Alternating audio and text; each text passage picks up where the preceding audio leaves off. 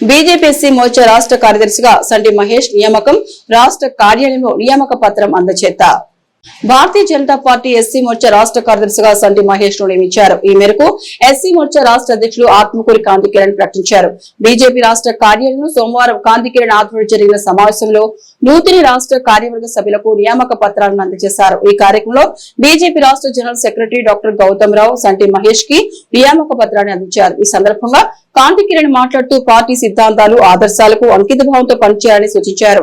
నీతి నిజాయితీ నిబద్ధతతో క్రమశిక్షణ పాటిస్తూ సహచర కార్యకర్తలు పార్టీ కమిటీలతో సమన్వయంగా కార్యక్రమాలు చురుకుగా పాల్గొనాలని కోరారు.